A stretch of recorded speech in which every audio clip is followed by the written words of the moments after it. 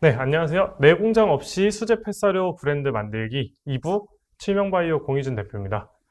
다시 한번 공지드리지만 저희 촬영은 코로나19 방역수칙을 철저하게 준수하여 촬영하였다는 점 다시 한번 말씀드리고 시작하겠습니다. 1부에는 이제 공장이 있어야 되는 이유들, 그리고 공장을 만들려면 간단한 최소 필요한 조건과 절차, 이런 것들 위주로 먼저 말씀드렸는데, 이번 주제는 완전히 반대로 내 공장 없이 제품을 생산하는 방법, 그리고 그에 따른 베네핏, 그 다음에 나에 맞는 제품의 선택과 그에 따른 마케팅 전략. 그러니까 제가 일부에서 잠깐 언급했던 그 제안서를 이제 쭉 한번 풀어드릴 건데, 그러니까 실제로 우리가 어떻게 영업을 하고 그 안에서 고객들이 어떤 초이스를 할 수 있게 메이킹을 했는지 보시면 될 것 같고요.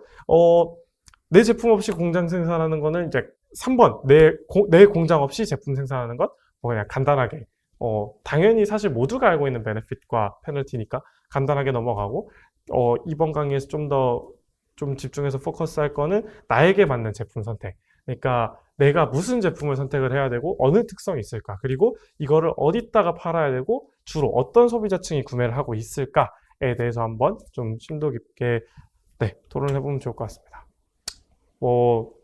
들어가기 전에 저는 사실 스타트업이라는 걸 되게 좋아하는 사람이고 일에 대해 굉장히 열정이 많은데, 제가 지금 여담이지만 지금 이번 주 화요일부터 시작해가지고 이동 거리가 2,000km 넘고 지금 3일째 1시간도 못 잤습니다. 그리고 3일 동안 2끼 먹었어요. 그래서 제가 강하다가 꼬르륵 소리가 날 수 있는데, 사실 스타트업들에게 일이 많은 건 축복이다고, 일이 많은 건 행복한 일이라고 먼저 한번 말씀을 드리고 시작을 하고 싶어요. 시작하기 전에. 물론 뭐 이렇게 내가 열심히 했음에도 불구하고 팔로업 하는 그런 성과들, 그리고 또 따라오는 캐시, 이런 게 없으면 조금 창업자분들이 힘이 빠질 수도 있고, 사실 그러는 과정에서 초기에는 진짜 일만 더럽게 많고 돈은 안 되거든요.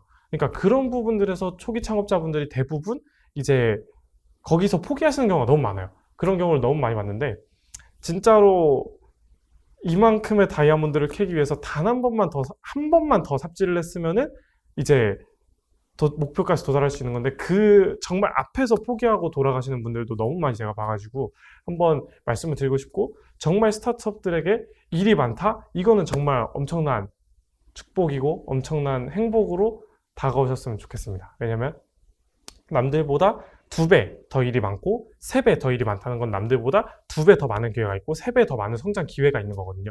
그런 부분들에 대해서 분명히 조금 더 행복감을 갖고 하시면 좋겠습니다. 제가 오늘 이 얘기를 제가 아침 7시에 저희 팀원들 단톡방에서 계속 손에 피가 나도록 제가 이 말을 하고 왔거든요. 오늘 하루도, 이번 주도 너네 힘들었던 거 알고 있고, 이번 주도 다음 주도 계속해서 일은 많아질 거다. 근데 우리가 만들어낼 수 있는 가치들, 우리가 소비자들에게 제안할 수 있는 가치, 우리가 돈을 벌 수 있는 가치에 대해서 항상 진지하게 생각하고 조금 더 남들보다 한 발짝 더 뛰고 2배 성장하는 사람들이 되자라고 항상 제가 파이팅을 넣고, 그에 따라 당연히 너네 월급도 같이 올라가고 스톡 옵션도 같이 올라가자, 이런 얘기를 항상 많이 합니다.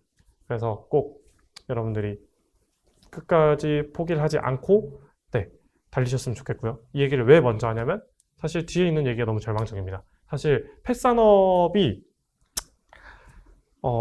이런 말 하면은 뭐 어떻게 받아들이실지는 모르겠지만, 사실 진입한 사람들한테는 정말 꿀 같은 시장이고요. 진입하고자 하는 사람들에겐 정말 레드오션입니다. 그에 대해서는 천천히 한번 설명을 드리도록 하겠습니다. 일단은 가장 많이, 이제는 케이스 스터디로 갈 겁니다. 하나하나의 제품들을 보여주고, 그리고 그 제품을 만들어내는 머신들, 그리고 그 프로덕팅 솔루션들을 보시면서 하나하나 이제 맞춰 나갈 건데, 일단 그거 먼저 말씀드릴게요. 내 공장 없이 제품을 생산했을 때 가장 좋은 점, 일단은 공장을 돌리는 비용이 없어진다는 거죠. 아까 말씀드린 대로 공장이 있으면은 재고 리스크는 줄어듭니다. 하지만 뭐가 생기죠? 인건비와 기계 감가상각에 대한 리스크가 생깁니다. 기계가 돌지 않으면 계속해서 손해가 나고, 임대료에서 계속 손해가 나고, 사람들이 놀면 인건비를 사람들이 일을 하지 않았다고 인건비를 주지 않을 수는 없잖아요. 그러니까 계속해서 이런 로스가 난다. 그러니까 결론에는 공장이 있나 없나 도찐 개찐이다. 네, 이렇게 생각하시면 될 것 같습니다. 다만 공장이 있으면은 조금 더 현물 가치가 늘겠죠. 어쨌든 기계가 있으니까, 어쨌든 건물이 있으니까 이런 부분들에 대해서는 베네핏이 있을 수 있지만 이제 유지비가 그만큼 더 크게 들어갈 것이고 그 다음에 그만큼 대출도 늘어날 것이고 반대로 공장이 없으면 좀 더 라이트하게 그러니까 뭐 손해를 보고 재고 리스크를 떠안아도 공장은 억대예요. 그 뭐 기계 감가상각비 뭐 유지비 하면은 뭐 월에 연에 뭐 억대 10억대 올라가는데 사실 공장이 없으면 그 정도는 아니거든요. 그러니까 조금 더 라이트하게 갈 수 있다는 장점이 있는 대신 아무래도 뭐 수익에 대해서는 공장에 비해 백마진이 날 확률이 높기 때문에 이거에 대해서 굉장히 진지하고 조금 더 수학적인 계산을 해보실 필요가 분명히 있습니다. 네, 그렇고요.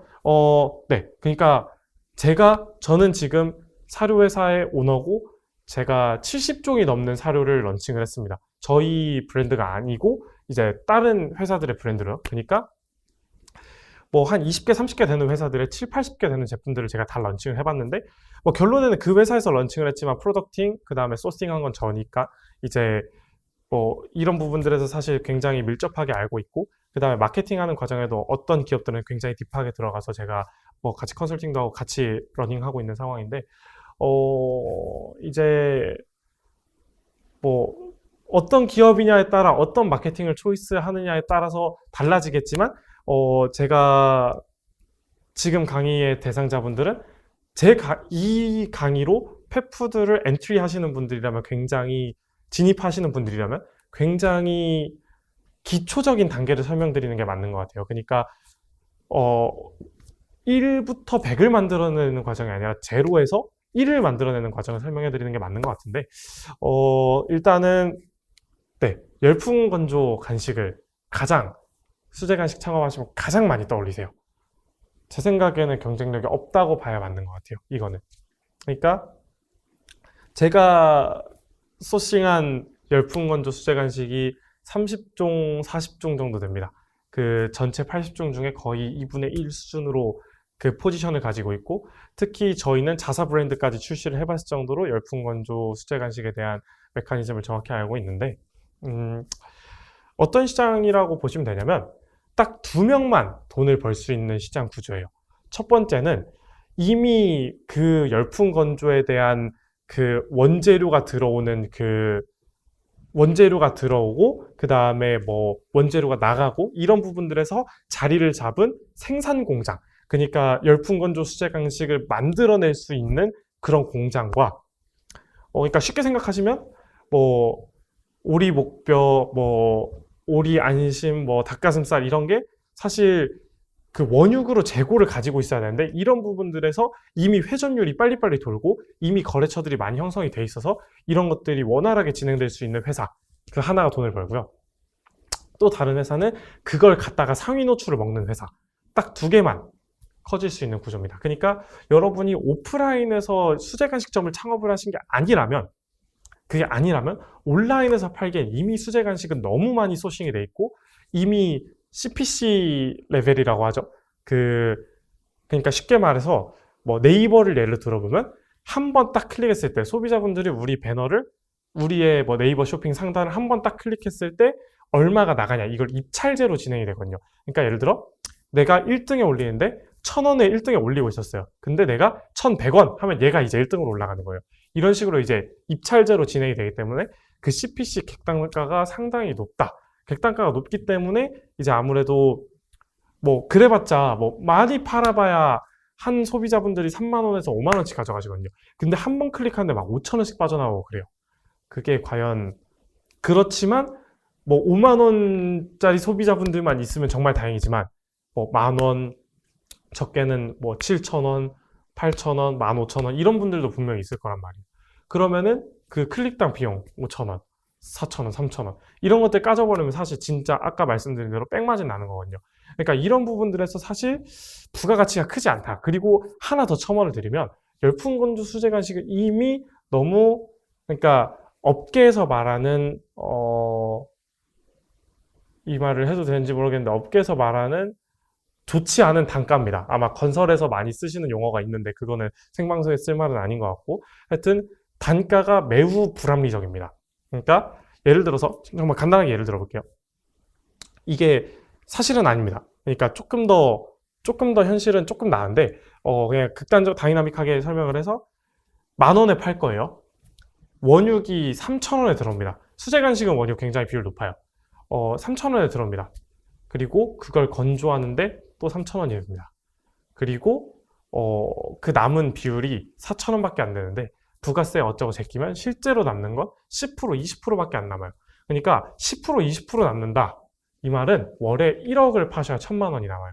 근데 그게 가능할까요? 거기에 이제 마케팅 비용도 빼야 되는데 월에 1억 팔면은 뭐 말이 좋아 연에 1억이지 연에 12억이잖아요. 그리고 연에 1억치 팔려면요 그 포장하는 인력만 두세 명 들어가요. 그 박스 포장해주는 인력만. 그리고 재고 관리하는 인력도 추가로 들어가고. 네, 쉽게 말해서 답이 없다라고 생각하는 파트 중에 하나예요. 근데 그럼에도 불구하고 이 상위 노출되고 있는 이 뭐 수제 간식들은 어떻게 살아남냐? 대부분 일단은 규모의 경제를 합니다. 그런 분들은. 그러니까 닭 안심이든 뭐든 한 번 시킬 때 막 1톤 몇 천만 원씩 주문을 해요. 그러면은 이제 반대로 단가를 후려칠 수 있습니다. 육류 단가도 원재료 단가도 조금 더 싸게 가져갈 수 있고 그 다음에 생산비도 좀 더 싸게 가져갈 수 있고 이런 데서 룸을 줄여가지고 마케팅 비용을 조금 더 늘려서 상위 노출을 시키고 상위 노출이 된 걸 기반으로 큰 매출이 생기고 제품의 회전력이 높아지고 회전력이 높아질수록 더 팔 수 있는 상품이 많아지고 팔 수 있는 상품이 많아지면 다시 돌아가서 좀 더 제품을 더 많이 살 수 있고 조금 더 단가가 낮아지고 이런 사이클이 완성이 되는 거죠. 근데 엔트리로 뭐 예를 들어 엄청 프리미엄이라고 해가지고 막 강아지 케이크, 강아지 쿠키 이런 거 만드시는 분도 있는데 솔직히 그 시장도 완전 과포화 시장이에요. 그래가지고 아마 여러분이 정말 미친 듯한 하이테크가 있으면은 또 모르겠지만 뭐 진짜 기깔나게 만들 수 있다 이런 거면 또 모르겠지만 그게 아니라 그냥 평범하게 뭐 그냥 진짜로 뭐 펫푸드 창업반 이런 데 가서 클래스를 받으신 그 정도 경험의 수준으로는 사실 마케팅 비용을 천문학적으로 막 진짜 블랙홀에 집어넣듯이 집어넣는 게 아닌 이상 사실 큰 브랜드 가치를 가지긴 어렵다. 가 제가 생각했을 때는 이 시장의 생리의 정석이고요. 뭐 또 다른 뭐 전략을 넣을 수 있겠죠. 그러니까 여기서 제가 말씀드리는 거 이걸 하지 말라가 아니라 하실 거면 특장점이나 차별점을 가지고 뭔가 새로운 밸류에이션을 창출을 하셨으면 좋겠어요. 이거에 대해서는 정말 진지하게 고민이 필요합니다.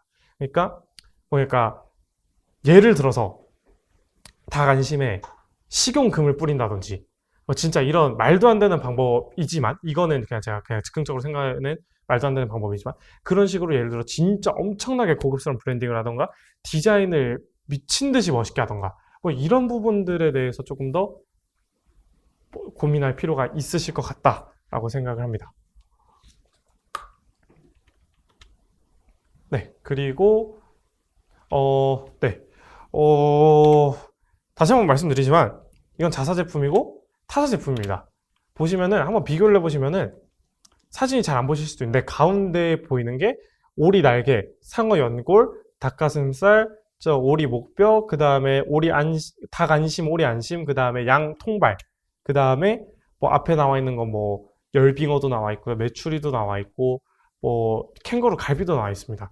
보세요, 뭐 비슷하죠? 라인업이. 뭐 보면 저희도 소 간도 있고요. 그러니까 사실 특장점이 없어요. 그러니까 여기 보시면은 1번 닭가슴살 적기 저희도 있어요. 2번 오리안심 적기 저희도 있어요. 3번 닭근이 뭐래지? 그것도 똑같아요. 4번 육포 적기 저희도 있어요. 5번 뭐 무형 황태채 진짜 황태 그냥 썰어다 준 거예요. 6번 닭가슴살 뭐 돌돌말이 뭐 이런 것들 이런 부분들에 대해서는 이제 특장점이라고 볼 수 있죠. 이런 부분들에서 사실 가치를 부여해야 된다는 말씀입니다. 사실 1, 2, 3, 4, 5번은 어떻게 보면 6, 7, 8, 9를 사면서 같이 따라오는 상품이 될 수 있어요. 이런 거에 대해서는 라인업 하는 거 굉장히 훌륭한 판단입니다.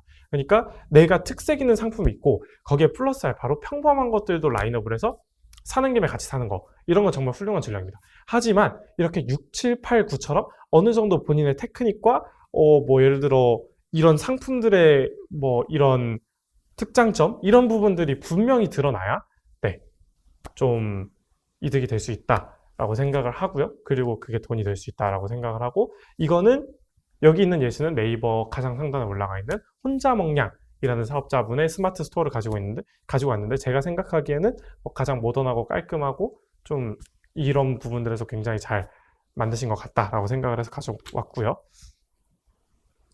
네, 그리고 그 다음은 자, 이제 여기부터는 프리미엄이 들어갑니다. 그러니까 처음에 말씀드린 공식처럼 원재료 10%, 생산비 20%, 이거 아니에요. 이제 영양제는 15,000원에 팔아도 되고 똑같은 제품을 50,000원에 팔아도 됩니다.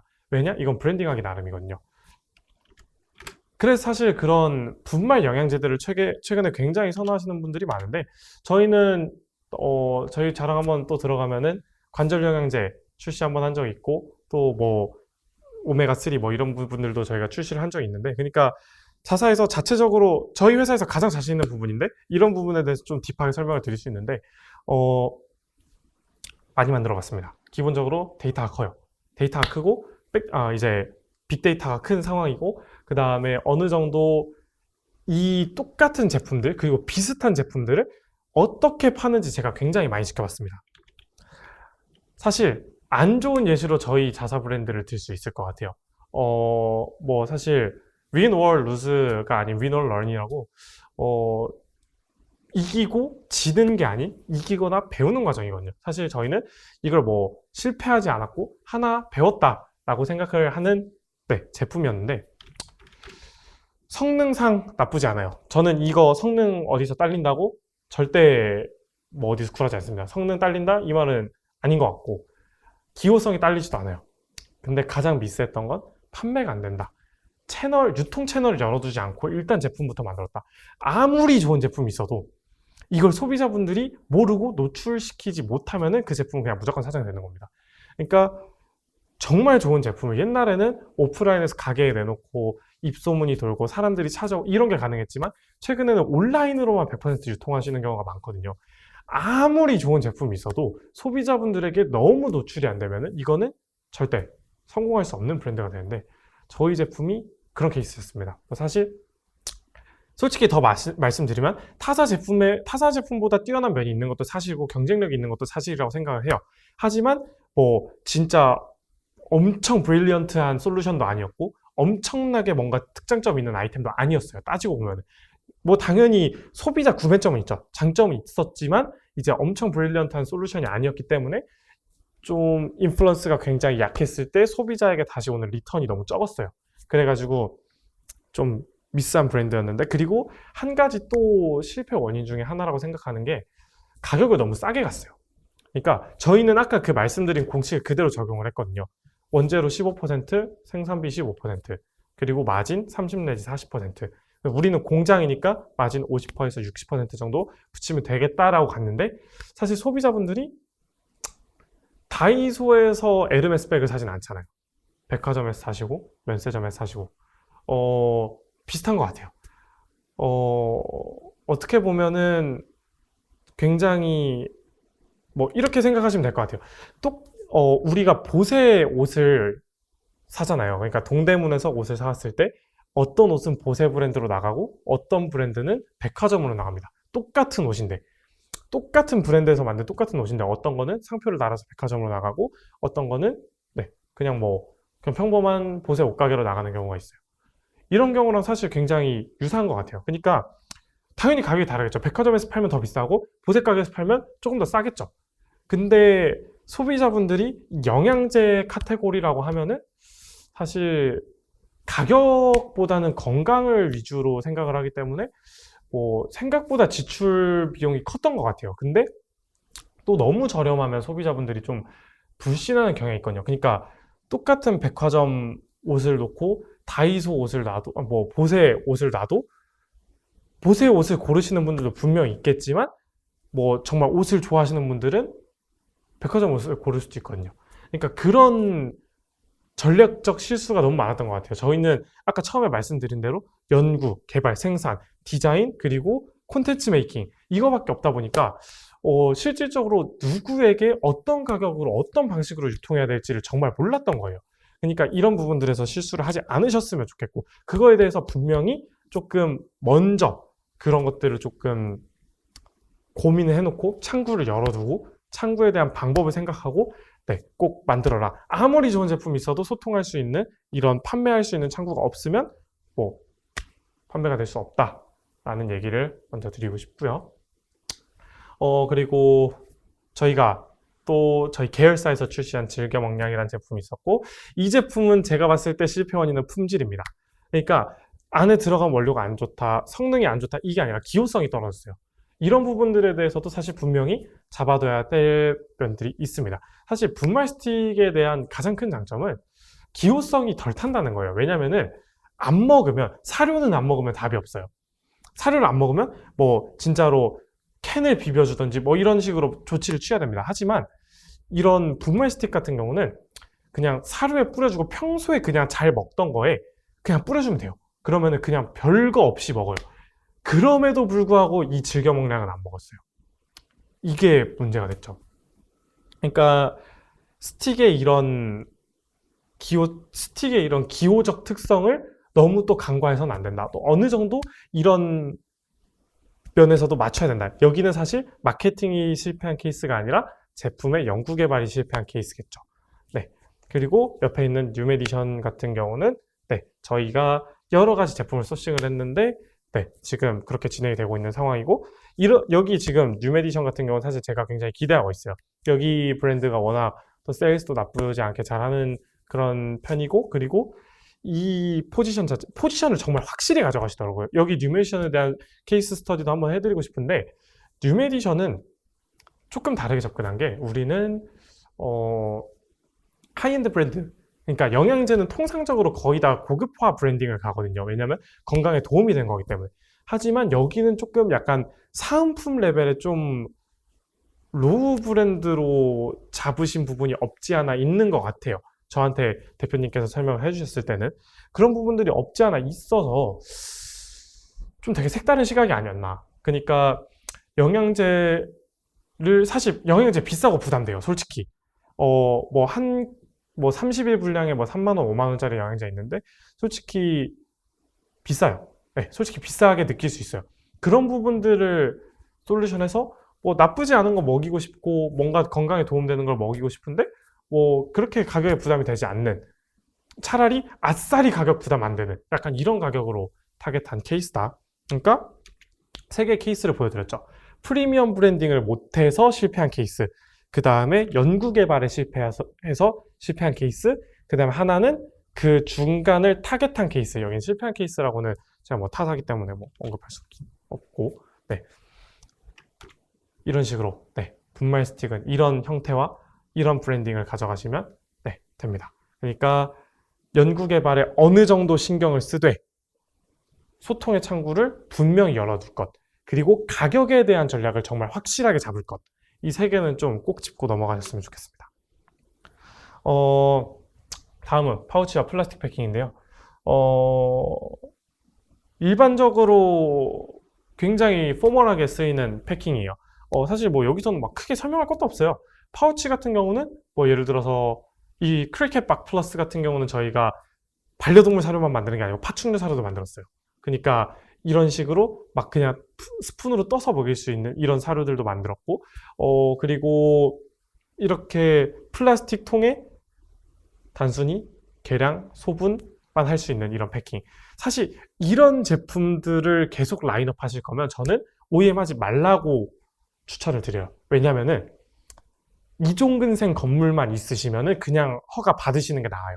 왜냐면은 허가에 드는 비용이 사실 30만 원이 채 안 되거든요. 뭐 모든 기계를 아까 말씀드린 기계를 다 사도. 근데 이거 소분하는 비용이 오히려 더 비싸요. 그러니까 차라리 뭐 큰 기계 필요 없으니까 그냥 진짜 당장 저울만 있으시면 되니까 그냥 이런 플라스틱 패킹이나 파우치 패킹을 하실 경우에는 그냥 사료 성분 등록 하실 수 있게 그냥 네, 공장 본인이 셀프로 내시는 거 추천드립니다. 그리고 네, 이 플라스틱이랑 파우치 패킹도 뭐 결국엔 건조간식이랑 똑같은 시장으로 흘러가고 있습니다. 왜냐면은 들어가는 내용물이 너무 똑같아요. 너무 일정해. 트릿 있으면 좋겠는데 네, 뒤에 나오네요. 파우치하고 플라스틱 패킹을 여기 뒤에서 연동해서 한번 같이 보죠. 여기도 동결건조 파우치랑 뭐 결론은 플라스틱이니까요. 같이 한번 연동해서 보시면은 들어가는 내용물들이 너무 똑같아요. 보면은 여기 야채밥 과수원, 칭찬 트릿, 그리고 뭐 이렇게 뭐 애니콩, 그린빈스 뭐 이런 베지칩, 프루칩 보면은 저희가 소싱한 제품도 프루칩, 베지칩스, 그 다음에 여기 보면 프루트 앤 베지칩스예요. 그러니까 그리고 트릿은 되게 요즘 굉장히 핫하죠. 그 큐브로 생긴 그런 것들 굉장히 흔해요. 솔직히. 그러면 여기선 이 싸움에선 누가 이기냐? 무조건 잘 파는 애들이 이기는 거예요. 페어펜 예를 들어서 여기는 진짜 한 번 주문해 갈 때마다 1000만 원 단위로 주문해 가는데 잘 팔면은 흔한 것만큼 좋은 시장이 없어요. 그러니까 실제로 흔하다라는 거는 그만큼 시장에 수요가 많다는 얘기예요. 그만큼 시장에 수요가 많다는 거, 그만큼 경쟁이 세다는 얘기고, 경쟁이 세면 당연히 더 크고 좋은 걸 성취를 해낼 수 있겠죠. 이건 당연한 시장의 원리입니다. 그러니까 이런 부분들에 대해서 한번 좀 딥하게 생각해 봤으면 좋겠다. 여기서 제가 뭔가 더 말을 하면은 너무 이 시장에 대해서 깎아내리는 것 같아서 제가 더 이상 말을 못 하겠지만, 어떻게 보면은 이런 것들을 할 때는 조금 신중하실 필요가 있지 않나.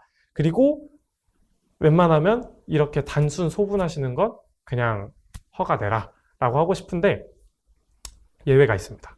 이런 단순한 파우치 패킹 이런 것도 허가를 내지 않거나 않는 게 더 유리한 경우는 1번 잘 파는 기업. 잘 파는 기업은 무조건 주구장창 OEM 돌려서 판매에 집중하는 게 나아요.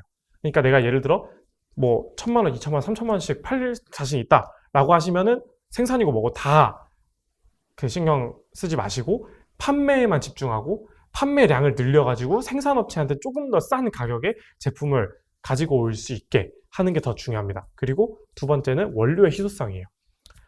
예를 들어서 동결건조 또는 특이한 원료 이런 거 같은 경우에는 생산업체에서 컨택하는 게 더 쌀 수도 있어요. 그리고 하나 더 추가한다면 콜드 체인이 필요한 제품들, 예를 들어서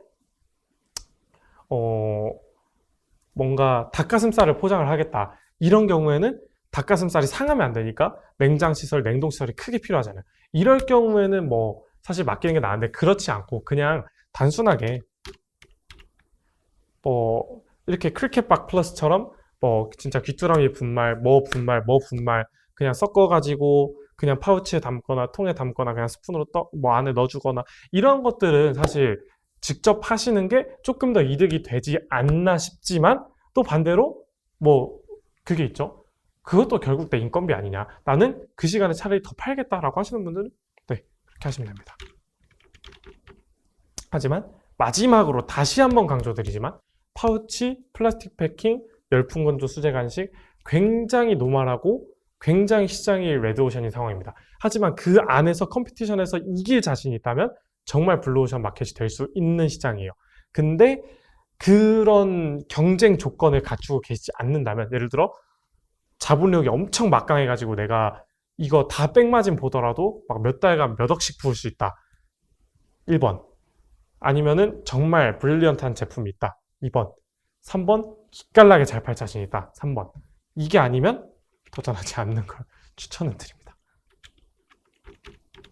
그리고 추르 타입 제품을 설명드리기 이전에 사료 제조 공장들의 불편한 진실이 사실 하나 있어요.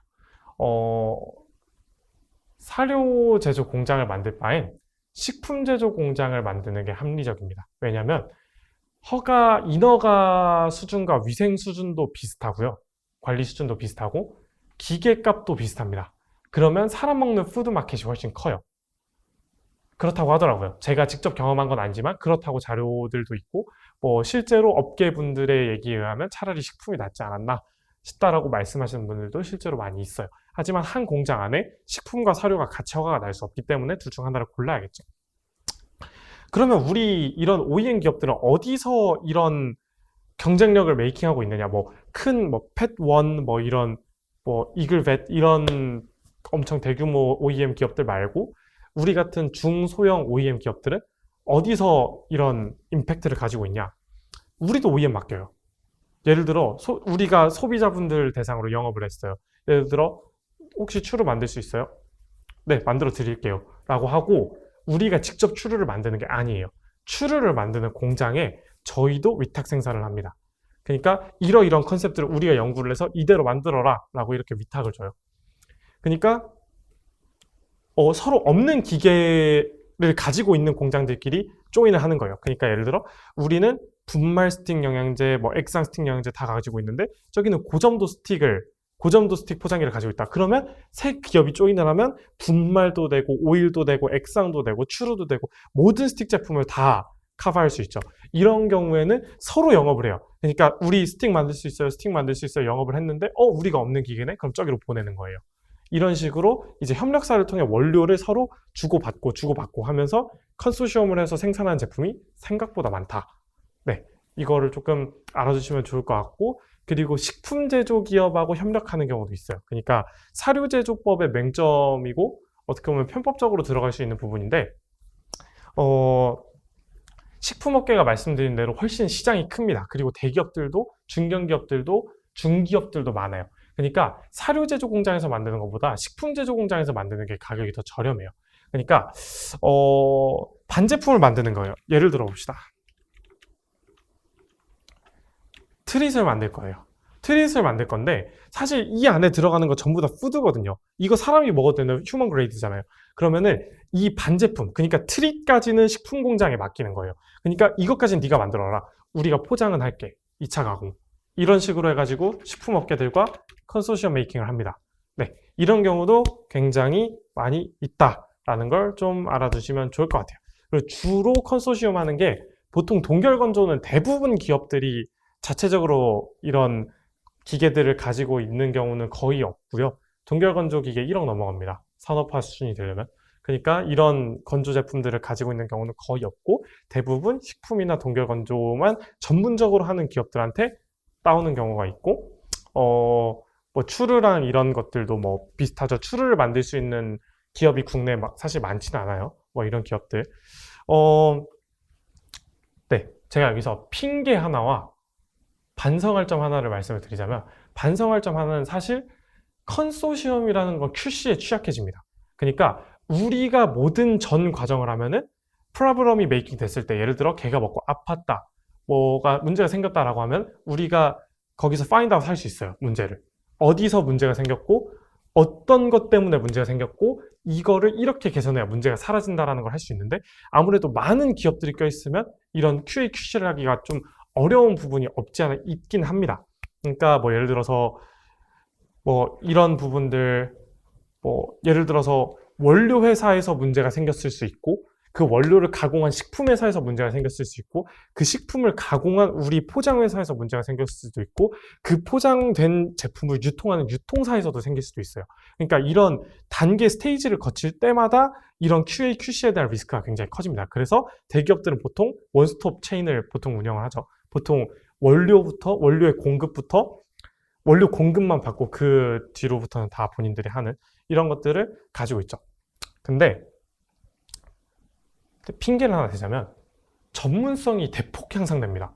왜냐면은 우리는 예를 들어 포장에 대한 역량이 있어요. 예를 들어서 어떤 제품 우리한테 갖다 줘도 거기에 맞는 포장을 할 수가 있다. 뭐 예를 들어 이게 경쟁력이라면 원료 회사들은 깨끗한 제품, 더 좋은, 더 휴먼 그레이드의 제품 이런 부분들을 사올 수 있는 역량이 있겠죠. 그런 좀 더 품질 좋은 원료들을 소싱할 수 있는 역량, 그리고 제품을 만드는 회사들은 그 제품에 대한 정말 전문성이 있단 말이에요. 예를 들어 트릿을 만드는 회사는 트릿에 대해 누구보다 더 잘할 것이고 열풍 건조를 만드는 회사는 열풍 건조에 대해 누구보다 더 잘할 것이고 이런 부분들이 있기 때문에 스테이지별로 각각 이 분야가 세그멘트, 그러니까 분할이 돼 있을 때 더 그 전문성이 향상이 될 수 있다.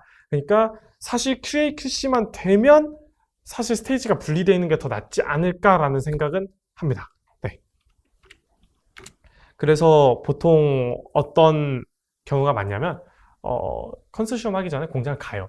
그래서 딱 보면은 문제가 발생할 만한 공장이 있고 문제가 발생할 확률이 극히 낮은 공장들이 있습니다. 그런 공장들을 잘 이제 대표자의 역량으로 파인드 아웃 하는 거죠. 네, 아까부터 계속 네, 잘 들어주시는 한 분이 계셔서 도움 많이 되신다고 하시는데 저도 강연하면서 좀 편하네요. 이렇게 반응을 계속 볼 수 있으니까. 네, 추루로 넘어가 볼게요. 사실 요즘 가장 핫 세일즈 아이템 3개 꼽자면 저는 추르, 동결건조, 그 다음에 화식 이 3개라고 생각을 하거든요. 레토르트. 근데 딱 2가지 조언을 드리고 싶어요. 레토르트는 쉽게 보지 마라. 하나, 그리고 추르는 생각보다 제품들이 많이 나왔다. 이 2가지. 추르를 사실 추르가 유명해진 계기는 차오추르라는 업체에서 말도 안 되는 기호성을 보여줬기 때문이에요. 고양이가 다 먹어. 추르 안 먹는 고양이 없어. 이게 뜨기 시작하고 고양이 입맛 까탈스러운데 차오추르는 먹네? 이게 시작된 거예요. 근데 차오추르의 맹점이 기름 덩어리였어요. 그러니까 이거는 정말 좋은 아이템이 돼버린 거죠. 이런 스틱 형태, 이렇게도 반려동물의 사료를 만들 수도 있구나. 근데 이런 문제가 있네? 근데 이거 엄청 잘 팔리네? 우리가 이 시장 뺏어올 수 있겠다. 라고 시작된 게 국산 추루의 시작들입니다. 그러니까 국산 추루에 대해서 뭔가 우리나라에서 연구 개발하고 뭐 물론 이런 거 있겠지만 사실 차오추르에서 원조가 되었고 차오추르에서 만들어낸 제품을 국산하는 과정에서 프리미엄 또 그리고 우리나라만의 우리 지역만의 우리 회사만의 이런 가치들을 입혀가지고 점점 더 하이엔드 추르 점점 더 발전한 추르들을 만드는 건데 추르를 만드는 과정 쉽게 말씀드리면 이거 정말 쉽지 않습니다. 왜냐면은 멸균을 해야 돼요. 다른 건조 간식들 같은 경우는 딱 말씀드리면 수분율이 11% 미만입니다. 11% 미만이면 유통기한이 1년 이상이에요. 그렇기 때문에 변질의 우려가 적다는 거죠. 이제 뭐 간단하게 곰팡이와 병원균 쪽으로 잠깐 빠져보면은 병원균이나 곰팡이가 매개할 수 있는 보통의 3가지 조건이 있죠. 당분, 뭐 결론에는 칼로리로 연계되는 부분이고 열량, 그러니까 얘네들이 먹을 수 있는 먹이원과 그리고 습도와 온도 이 3가지로 판단이 될 수 있는데 온도는 어떻게 이거는 통제 변인이 아니에요. 그러니까 우리가 어떻게 할 수가 없어요. 유통 과정에서 워낙 불규칙하게 움직이기 때문에. 그리고 칼로리 어차피 사람이 먹는 식품이니까 칼로리가 제로일 수는 있게 하겠지만 힘들겠죠. 그러면 마지막으로 우리가 제어할 수 있는 통제 변인이 수분밖에 없어요. 수분을 빼면은 병원균이 없어진다는 게 아닙니다. 수분이 적은 병원균이 없어지는 게 아니라 증식을 멈추는 거예요. 그러니까 예를 들어 대장균을 우리가 1마리는 먹어도 되는데 1000마리 먹었을 때 배탈이 난다. 이런 거랑 비슷한 원리입니다. 그러니까 초기에 있는 균수를 최대한 줄여서 최대한 위생적으로 깔끔하게 포장을 해서 더 이상 균이 증식하지 않도록 하는 게 건조 간식의 기본적인 메커니즘이고요. 그리고 이런 수분감이 있는 추르라든지 오일 타입의 제품이라든지 이런 제품들 같은 경우에는 굉장히 수분 함량도 높고 이런 부분들이기 때문에 저희는 2가지 선택을 하게 됩니다. 레토르트, 그 다음에 보존제. 2개밖에 방법이 없어요. 보존제는 말 그대로 화학물질을 첨가를 해서 제품이 썩지 않게 곰팡이들이 착균할 수 없게 병원균들이 착균하고 생육할 수 없게 만드는 그런 제품이고요. 그리고 이제 레토르트는 쉽게 말하면 완벽히 밀봉을 해서 겉에서 그 안에 있는 병원균들과 미생물들을 쪄 죽여버리는 거예요. 그러니까 고온 고압으로 121도 이상의 고온에서 이제 121도 0.5파스칼이었던가 이 이상의 고온과 고압에서 이제 그 추르를 포장을 미리 해놓고 거기에 고온 고압을 가하면 겉에서 쪄지게 되겠죠. 그 안에 있는 미생물들과 박테리아들이 그렇게 다 사멸하게 만드는 그런 기술인데 보존제를 넣으면요 이렇게 보이는 이 제품이 보존제를 넣었다 안 넣었다에 대한 얘기가 아니라 보존제를 넣으면 이런 식으로 굉장히 스무스하게 나오게 할 수 있습니다. 왜냐하면 안에 들어가는 대부분 물질이 고기인데 고기는 열이 가해지고 구워지게 되면 응축하는 응고성을 가지고 있습니다. 하지만 이제 이런 보존제를 넣으면은 이렇게 굳이 열을 주지 않아도 되니까 응고하지 않는 성질을 만들 수 있겠죠. 하지만 가끔 추루 보면은 굳어있는 추루들이 있어요. 굳어있는 추루들 보면은 레토르트 방식으로 한 게 대부분이거든요. 그러니까 겉에서 열을 준 거예요. 바깥에서 스틱을 포장을 하고 고온으로 이제 스팀 살균을 가해가지고 이렇게 제품을 만들어낸 형태인데 사실 이 제품이 건강상에는 조금 더 좋다고 할 수 있어요. 근데 주기 좀 불편하죠. 왜냐면 뭉치거든요. 네, 이런 부분들이 있다. 이런 부분들이 있더라. 그리고 더 비쌉니다. 왜냐면은 보존료 같은 경우는 그냥 넣으면 그만인데 레토르트는 그 멸균 시스템을 갖춰야 되고 그 멸균기만 해도 막 1억, 2억씩 하는 기계들도 많고 그러니까 상대적으로 더 비싸지고 그리고 사람 손이 한 번 더 거쳐야 되잖아요. 그러니까 보존제를 넣으면 그냥 섞어갖고 포장해버리면 끝나는데 이제 레토르트 같은 경우는 뭐 재료들을 잘 섞어가지고 포장을 하고 그 다음에 그걸 멸균을 한 번 더 하고 식히고 나서 포장을 해야 되기 때문에 네, 스텝이 2개가 늘죠. 그래서 커지는 겁니다. 그리고 요즘 뭐 추르 타입이라고 나와 있는데 흔히 뭐 추르 타입을 요즘은 통상적으로 그냥 액상 스틱 형태를 추르 타입이라고 많이 하는 것 같아요. 그러니까 뭐 그냥 일반적으로 우리가 아는 이런 추르 말고도 그냥 뭐 이렇게 이거는 이제 농협사료에서 출시할 제품인데 이제 스틱 형태로 돼 있어가지고 뭐 안에 오일하고 뭐 분말 조금 섞여 있는 이런 제품인데 뭐 이렇게 추르처럼 주면 뭐 통상적으로 추르 타입이라고 일컫는 것 같더라고요. 그래서 액상 스틱도 뭐 이렇게 제조할 수 있고 이런 기술들이 있다라는 제안서고요. 네, 그리고 다시 한번 설명을 해드리지만 여기에 있는 것들은 저희가 컨소시엄한 제품들도 있고 아까 분명히 언급한 것처럼 저희에서 직접 생산하지 않은 제품들도 있으니까 참고를 해주시고요. 네, 그리고 뭐 이런 네, 간단하게 그냥 대략적으로 얼마 들까 정도 생각을 해보시면은 분말 스틱 영양제 만드는 게 있잖아요. 그러니까 자, 필름에 대한 생산적 관점에서 네, 한번 보죠. 우리 맥심이랑 카누 보시면은 다 아실 거예요. 이렇게 동그란 튜브로 되어 있는데 뒤에 보시면은 날개가 달려 있습니다. 이 날개가 왜냐면 이렇게 필름이 평평한 이렇게 일자 필름으로 와요. 이 필름을 이렇게 접는 겁니다. 이렇게 필름이 있던 걸 접어가지고 여기 이렇게 날개를 펼친 네, 이런 형태입니다.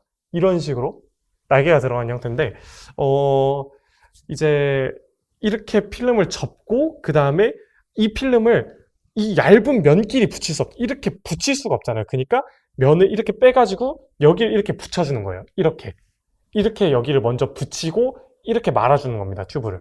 네, 이런 식으로 생산하게 되는데 이거를 롤 필름이라고 그러거든요. 그러니까 필름이 들어올 때 말려서 들어오는 게 아니에요. 그냥 평평한 필름이 들어옵니다. 우리 그냥 종이처럼 이렇게 쭉 들어오는데 그 필름을 만드는 최소 수량이 이거 업계 국내 최소의 목표입니다. 480m씩 8롤이 최소예요. 디지털인쇄 팩트리라는 기업인데 480m씩 8롤이 그러니까 예를 들어 우리가 이 스틱을 10cm짜리 스틱으로 만들고 싶다라고 하면은 한 롤당 4,800개가 나오겠죠. 10cm 곱하기 4,800 하면 480m가 나오니까 이게 8개를 만드는 게 필름에 대한 최소 수량입니다. 네. 그리고 뭐 박스는 박스 생산은 뭐 100개도 해주는 기업도 있고 1000개도 해주는 기업도 있고 이건 다양하니까요. 네. 그리고 이제 분말 스틱을 만드는 롤 필름을 만드는 비용 그리고 거기 안에 제품을 넣어주는 충진 비용, 그리고 제품을 섞어주는 뭐 혼합 비용, 뭐 연구 개발 비용이 추가로 들겠죠. 뭐 이런 것들, 그 다음에 이걸 우리가 박스에 담아주는 포장을 하고 박스에 담는 포장 비용, 그리고 처음에 이제 이런 제품을 만들고 이런 제품을 팔겠다라고 도청에 성분 등록을 하거든요. 이거에 대한 뭐 그 등록대행 수수료라든지 또 그리고 성분 검사를 하는데 들어간 실제 비용이 있으니까 이런 실비들, 뭐 이런 부분들에 있어서 대략적으로 뭐 이제 뭐 분말 스틱을 딱 기준했을 땐 대략적으로 한 뭐 얼마 정도 들더라 이런 건 한번 직접 계산해 보시면 좋을 것 같아요. 일단은 근데 하나 참고를 하실 거는 이제 박스 비용이 한 1000개만 찍어도 하면 80만 원 돈 나오고요. 저 분말 스틱도 180만 원. 그러니까 부자재 비용만 합쳐도 한 260만 원 정도 나와요.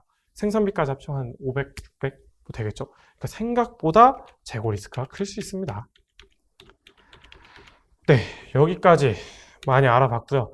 한번 이제 싹 정리하고 끝내자면 왜 공장이 있어야 될까? 왜 공장을 어떻게 만들 수 있을까? 설립하는 조건이 어떻게 될까? 그리고 내 공장 없이 제품을 생산하는 거, 그리고 나에게 맞는 프로덕트 마켓 핏 제품에 대해서 한번 알아봤는데요.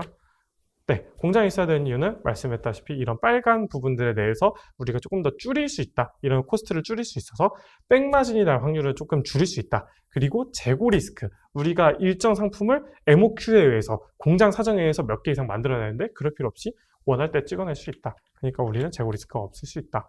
단미 사료를 만들려면 이런 오른쪽 같은 시설들이 필요한데 아까 말씀드린 대로 이런 식으로 작성하면 되고 가급적이면 뭐 아까 말씀드린 대로 플라스틱 통, 파우치 같이 단순히 소분할 수 있는 것들은 이렇게 간단한 장비들 도입하면 되니까 뭐 저울 다이소에서 한 5,000원이면 살 거고 저 접착기 한 8만 원이면 핸드실로 사는 것 같더라고요.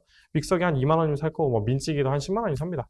뭐 그리고 냉장고에 있으실 거고요. 이거 다 합치면은 뭐 한 30만 원도 안 되잖아요. 사실 근데 생산 한번 맡기면은 그거에 대한 막 재고 리스크 막 몇천 개 찍어야 되고 이런 거에 비해서는 훨씬 더 이게 베네핏이 있다고 생각하니까 이런 부분들 한번 생각해 보시면 좋을 것 같고요. 그리고 이런 위탁 계약서 이거는 위탁 기관에 콜만 하면 바로 주는 거. 그 다음에 이런 것 그냥 필인더 블랭크 하시면 되고요. 그리고 뭐 여기는 뒷장이고 다시 앞으로 한번 넘어가서 네, 네, 공장이 없이 제품이 생산해야 되는 이유는 공장에 들어가는 그런 운영비, 인건비, 그리고 초기 투자비를 줄일 수 있다는 장점. 그리고 열풍 건조는 아까 말씀드린 대로 진짜 잘 팔 자신이 있거나 그렇지 않으면 뭔가 특별한 가치를 부여하거나 그렇지 않으면 시도조차 하지 않는 걸 추천한다. 네, 라고 말씀드렸고요. 그리고 분말 스틱 포장 같은 경우는 아까 말씀드린 그런 금액적인 부분들 잘 참고하시고 그 다음에 아까 말씀드린 그 금액적인 부분들 이런 거 한 제품을 만들어내는데 공장이 아니고 직접 자체 생산을 하시더라도 최소 260만 원 이상 그러니까 내 인건비 다 까고 원재료비 별도로 해가지고 최소 260만 원 이상 든다라는 점 그러니까 브랜딩을 확실히 하시고 유통창구 확실히 열어주시고 연구개발도 어느 정도 충분히 신경 쓰셔야 된다 말씀드렸고요. 그리고 파우치 및 플라스틱 패킹 아까 말씀드린 대로 웬만하면은 직접 하시는 걸 추천드리고 컨소시엄의 장점, 단점 한 번씩 설명드렸습니다. 장점 각각의 스테이지별로 전문성이 있다. 단점은 말씀드린 대로 QA/QC에 취약하다. 그러니까 한 번쯤 계약하시기 전에 이거 직접 여기서 다 생산하는 건가요? 아니면은 별도로 외주 용역을 주는 과업이 있나요? 라고 한 번씩 물어봐 주시면 좋을 것 같아요. 그렇다고 해서 외주 용역을 준다라고 해서 그럼 우리 안 할래요? 라고 하실 필요까지는 없습니다. 왜냐면 그게 오히려 전략적으로 도움이 될 때도 있으니까요. 이런 부분들 참고하시면 좋겠고 추르 이것도 지금 생각보다 요즘 막 핫한 시장이고 뭐 핫하면 핫할수록 그만큼 경쟁자가 많습니다. 이미 컴페티터들이 너무 많이 자리 잡은 시장이고 이런 거는 프로덕트에 대해서 정말 깊은 고민이 필요한 건조간식 같은 시장이라고 생각하시면 되고 생각보다 얘는 그 분말 스틱보다 MOQ가 3배, 4배 이상입니다. 거의 돈 1,000만 원 들어요. 그러니까 이런 부분들에 대해서는 그냥 스틱자 들어가는 제품들에 대해서는 굉장히 신중하게 접근을 해볼 필요가 있지만 한번 성공하면 시장성은 굉장히 큰 사업이고 부가가치가 굉장히 크다. 백마진 날 확률이 거의 없다라고 생각하시면 되고요. 그리고 이런 제품들은 웬만하면 그냥 맡기셔라. 직접 이제 뭐 동결건조 제품을 사다가 뭐 패킹하시는 건 괜찮지만 그렇지 않고 거래처가 없으실 경우에는 차라리 맡기는 게 더 쌀 수 있다라고 설명을 드렸습니다. 그리고 다시 한번 말씀드리지만 저희 회사 제품이 아닌 제품들이 대다수입니다. 왜냐하면 OEM한 제품들이기 때문에 저희 칠명바이오 브랜드가 아닌 제조원이 칠명바이오고 판매원은 각각의 회사들입니다. win or lose가 아니라 win or learn. 승패가 아니라 승 또는 한 번 배우는 과정이 되시면 좋겠고요. 정말 여러분에게 말도 안 되는 일들이 너무 많아졌으면 좋겠습니다. 말도 안 되는 미라클이 일어나는 것도 물론 좋지만 정말 말도 안 되는 업무량 그리고 말도 안 되는 열정들 그리고 말도 안 되는 이런 시츄에이션들이 많이 일어나서 여러분들이 점점 한 단계 한 단계 성장하는 그런 기회가 되시면 정말 좋을 것 같고요. 그 과정을 정말 열정과 피와 땀으로 이끌어낼 수 있는 스타트업이 되시면 좋을 것 같습니다. 그리고 끝까지 계속 코멘트 남겨주신 부들주님 감사드리고요. 강의 잘 들어주셔서 감사드립니다. 그러면 지금까지 주식회사 칠명바이오 대표 공희준이었습니다. 감사합니다.